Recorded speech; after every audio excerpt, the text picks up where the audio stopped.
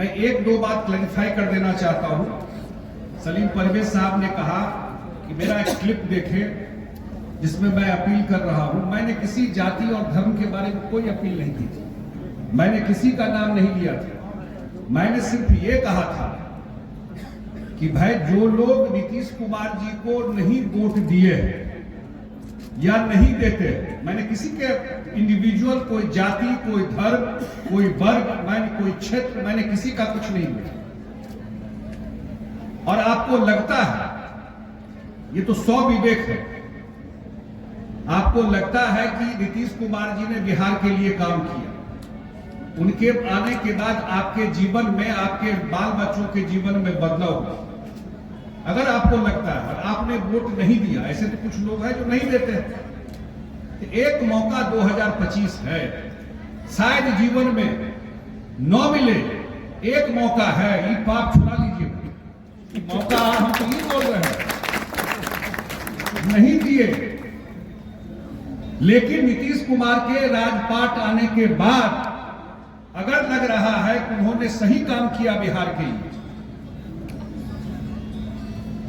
नहीं लग रहा है मत दीजिए, लेकिन लग रहा है उनके आने के बाद बिहार का इज्जत बढ़ा, बिहार के बारे में लोग अच्छा सोचने लगे, बिहार में सड़क बना, बिहार में बेटी साइकिल से स्कूल जाने लगी, तो कर्तव्य क्या कहता है? हम लोग जो पूजा पाठ धर्म करते हैं, सोचते हैं ना कि कोई इतना भी जीवन में कोई किया हो उसका रिटर्न दे देना चाहिए।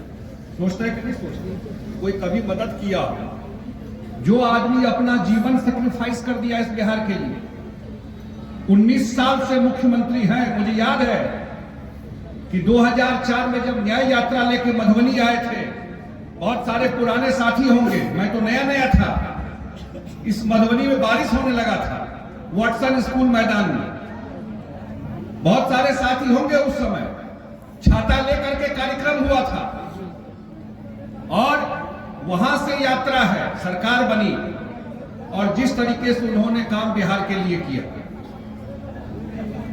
19 साल से मुख्यमंत्री है, 5 साल अटल बिहारी वाजपेयी जी के सरकार में देश के महत्वपूर्ण विभाग के मंत्री रहे, केंद्र में 24-25 साल से महत्वपूर्ण जगह बैठे रहे। शायद देश में कम लोग होगा तो 25 साल का, 19 साल मुख्यमंत्री और 5 साल केंद्र में मंत्री, लेकिन एक छींटा दामन पर नहीं है। देश में कोई नहीं कह सकता है, कोई नहीं कह सकता है कि नीतीश कुमार ने अपने लिए या अपने परिवार के लिए कुछ किया। ये साधारण बात नहीं होता है। जब आप कुर्सी पर बैठते हैं, पावर रहता है, आपके कलम में ताकत रहती है, भाषण देना तो एक चीज है, लेकिन जब आप बैठते हैं तब पता चलता है कि आप कितने ईमानदार। बिहार ने शायद हम लोगों के जीवन में कभी ईमानदार मुख्यमंत्री नहीं देखा। नीतीश कुमार आए तभी बिहार ने देखा कि ईमानदार मुख्यमंत्री क्या होता है। उस पार्टी में हम लोग काम कर रहे हैं। और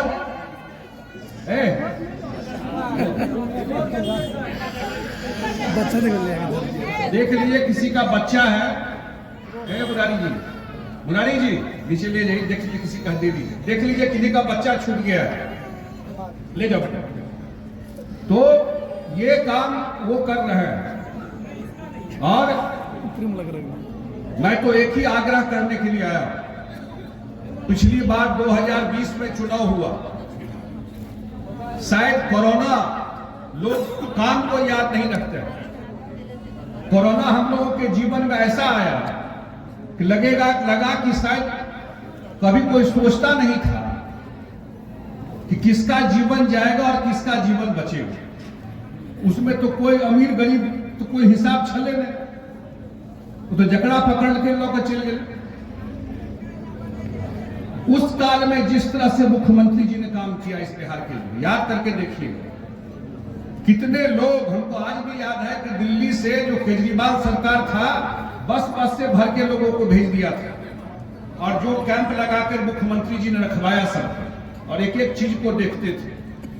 कोरोना के बाद पहला चुनाव हुआ बिहार में, पहला असेंबली चुनाव हुआ बिहार में, और मैं धन्यवाद देता हूं मधुबनी के लोगों को।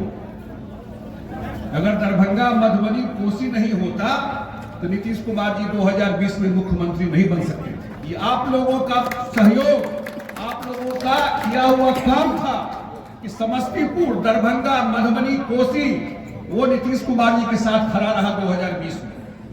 मधुबनी में लड़े हम लोग, 10 में 2 सीट हम लोग लूज कर गए, 8 सीट जीते। दरभंगा में 10 में 9 जीते, शायद समस्तीपुर में भी 10 में हम लोग 8 ही जीते। और कोसी में तो सुपौल में भगवान चौधरी जी हैं प्रभारी लौखा के, 5 में 5 जीते, वहां पे हम लोग। और अभी लोकसभा चुनाव हुआ, झंझारपुर में हम लोग घूम रहे थे, एक माहौल था कि डिफिकल्ट सीट है। हम लोग के पार्टी के प्रत्याशी आदरणीय नेता नीतीश कुमार जी के द्वारा तय किए हुए प्रत्याशी रामप्रीत मंडल जी लड़ रहे थे। मैं भी अपने गांव में कैंप किया था और एक माहौल बना कि क्या होगा, डिफिकल्ट सीट है। हम लोगों के पार्टी से जितने प्रत्याशी लड़ रहे थे, सबसे ज्यादा वोट से रामप्रीत मंडल जीते हैं, 1,82,000 वोट से। और हमारे प्रदेश अध्यक्ष बता रहे थे आपको कि कितना सीट पर हम लोग लीड किए, 177 सीट बता रहे थे कि हम लोग विधानसभा में लीड किए हैं। इसका मतलब जनता का मूड एनडीए के पक्ष में, नीतीश कुमार जी मुख्यमंत्री रहे उसके पक्ष में है। अभी 4 बाय इलेक्शन हुआ था, अब सब पार्टी के साथ ही है।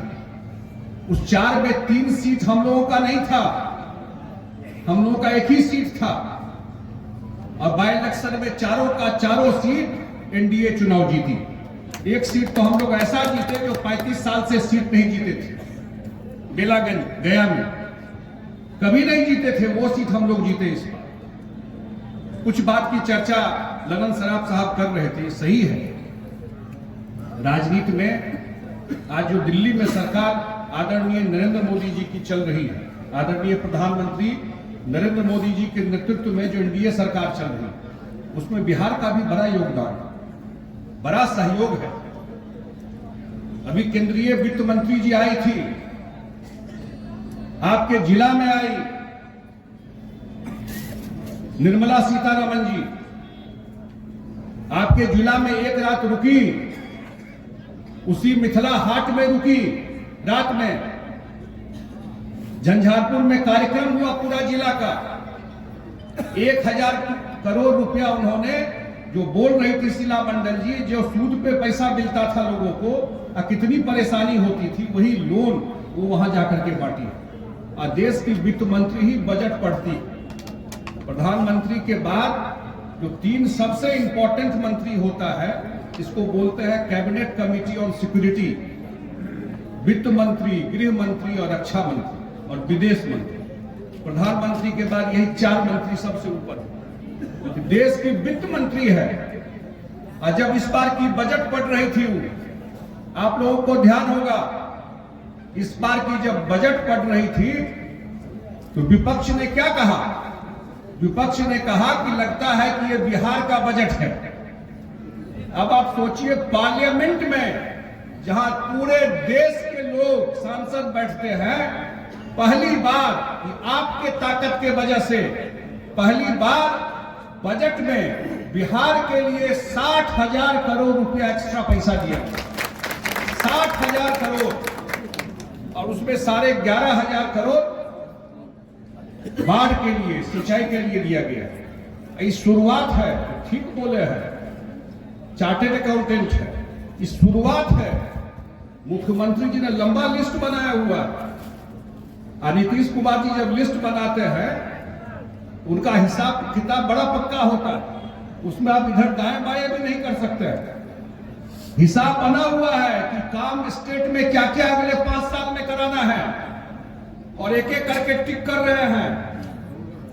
5 हो गया, अगला 5 का डेट फाइनल कीजिए कब होगा। ये क्यों हो रहा है, ये काम किसके लिए हो रहा है काम? उनका तो अपना स्वार्थ नहीं है।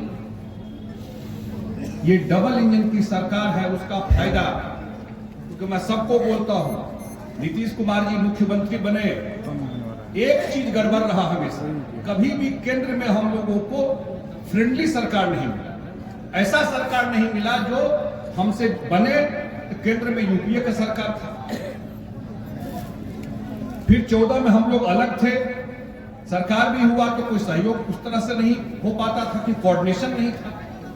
पहली बार बिहार को मौका मिला है कि बिहार में भी एनडीए की सरकार और केंद्र में भी एनडीए की सरकार, जिसमें बिहार का भी योगदान है, और एक ऐसी सरकार जो बिहार का एक खाका प्लान नीतीश कुमार जी यहां से तैयार करते हैं, हम लोग जाकर के दिल्ली में सारा बात रख करके।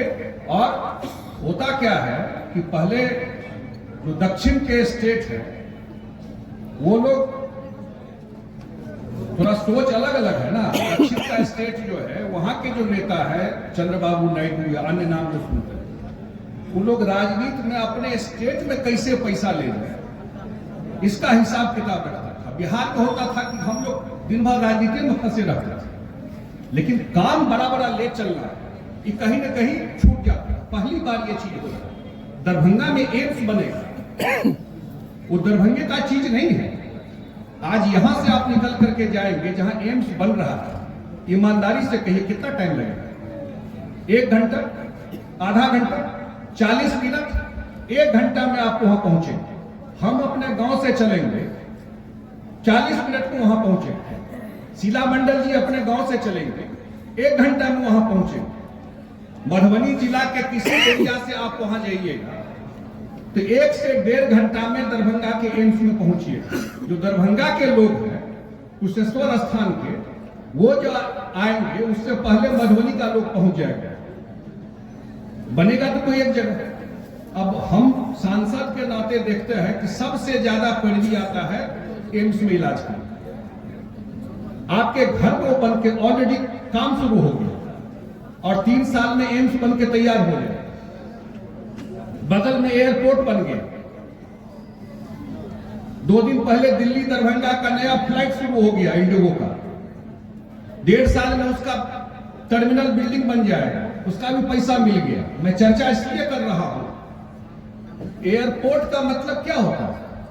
सिर्फ आने जाने की बात नहीं है, लेकिन कल को कोई इन्वेस्टमेंट आएगा, कोई बिजनेसमैन आएगा, कोई उद्योगपति पैसा लगाने के लिए आएगा, वो दिल्ली से और बंबई से ट्रेन में बैठ के नहीं आएगा, उसको समय नहीं। लेकिन फ्लाइट होगा तो उतर करके अपना काम करके वो चला जाता है। तो मिथिला का, मधुबनी का, इस एरिया का भी टाइम अब आ गया है। मैं ये कह रहा हूं, अगले 5 साल में पूरा बदलाव आपको दिखाई पड़ेगा। मुझे माननीय मुख्यमंत्री जी ने बनाया था जल संसाधन विभाग का मंत्री। अब बताइए, जयनगर में जो बराज बन रहा आपके सामने में है, कितना बड़ा बराज बन रहा है। कमला के बांध पर जितने हमारे साथी आए होंगे, जो उस साइड से आए हैं, बाबूबढ़ी से, अंदराठारी से, जयनगर से, जितना पानी कोसी में आया इस बार, अगर कमला का बांध और रोड नहीं होता तो ईमानदारी से बताइए तो क्या हाल होता उस क्षेत्र का। आज जो कमला पे बांध बन गया, 1000 करोड़ रुपए का काम हुआ है, हो रहा है, बचा हुआ काम भी हो रहा है। और उसी तरह पश्चिमी कोसी नहर में सिंचाई का जो काम हुआ, पहली बार मधुबनी में लोग उस पानी से सिंचाई किए हैं बहुत एरिया में। मुख्यमंत्री जी ने कहा है, ठीक से सुनिएगा, 5 मिनट में खत्म कर देंगे। मुख्यमंत्री जी ने कहा है जो पश्चिमी कोसी नहर सिंचाई का जो बचा हुआ काम है, उसका बांध जो है उस पर भी रोड बनाना है। पश्चिमी कोसी नहर का बांध जो है उस पर भी रोड बनेगा और उस पर भी लाइनिंग हो करके लोगों को परमानेंट, मधुबनी जिला के लोगों को सिंचाई की सुविधा परमानेंट उस पश्चिमी कोसी नहर से मिले। उस पर भी बचा हुआ काम जल्दी शुरू होने वाला है।